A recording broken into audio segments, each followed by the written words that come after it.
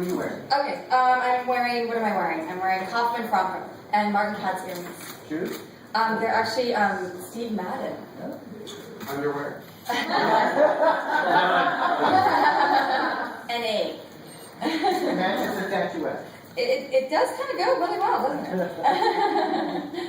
And here you can't see that it's kind of pinky. Out there, there's a pink to it. Yeah, it's kind of rose. Champagne. So two back-to-back lead actresses, only two light. Well, there's a couple actors who've had that honor. What does it feel like? I mean, It's awesome. It's amazing. I'm so grateful to be part of this community. I'm so grateful to be part of the show. It was unexpected, and I know everyone says that, but it actually really was. And I'm so happy that I'm part of a show that writes beautiful stories for me, and I can't be thankful enough. So Heather, the other night you told me at the cocktail party that it was cathartic for you to play the storyline of going through all of the baby drama on the scene as you were pregnant. So does that mean you should get pregnant again? Oh gosh. Boy, yeah, don't ever anyone say I never suffered from my art. I know, what does a girl have to get a storyline around here? I get knocked up. No, I'm not getting pregnant again. There's plenty of drama to go around coming up. As all of you know, but Katie does not know, Bill and Brooke, that whole situation is going to be very explosive. And so, yeah, I don't think we'll have to worry about postpartum. There'll be plenty of drama to go around. Yeah. Well, how nice was it that they won writing too?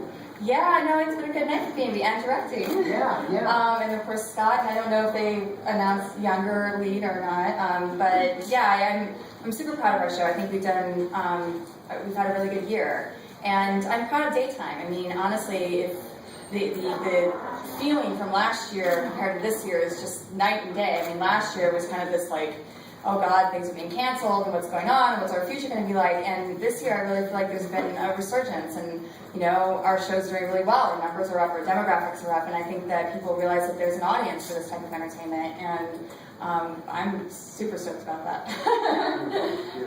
the Toms are a dynasty. David, your brother, won an Emmy. We won 20 million Emmys. Were you guys so fans? Was this an accident? It's funny, my grandmother watched CBS so we would go and visit her during the summers, and she was an As the World Turns fan. And it just kind of, I feel like people are loyal to a network. And, you have the ABC fan, the NBC fan, and the CBS fan, and never the twain shall mix. And, so she was definitely a CBS fan. So, yeah, I didn't necessarily sit down and watch, but I can remember them being on. What would you cast, like their life? Well, I mean, it's interesting because, I knew of Eric Braeden, and Nellie Thomas Scott, because they were so iconic. And even though I was 14 years old and I hadn't really watched the shows, you still you see these people and you're like, oh yeah, I know who that person is. So I had an idea, but I certainly didn't know what I was walking into.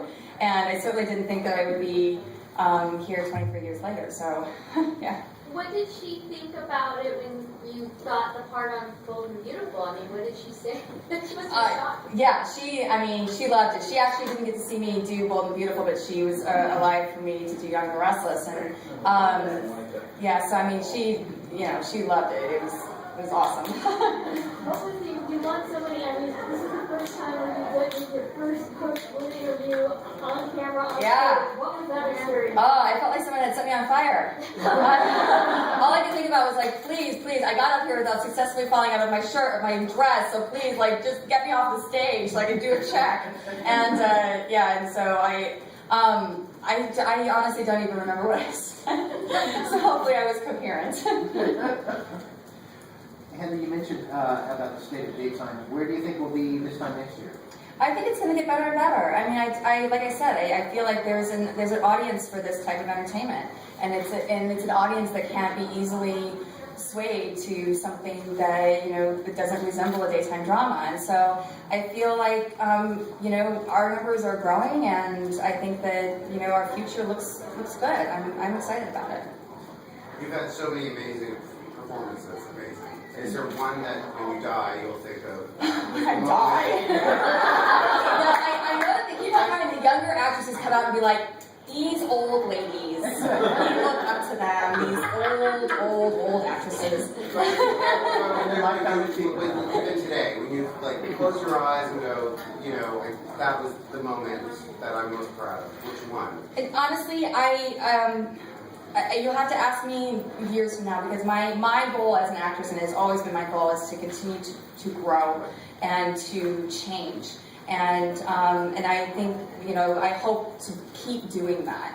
And I hope to keep trying to be as honest as I can be.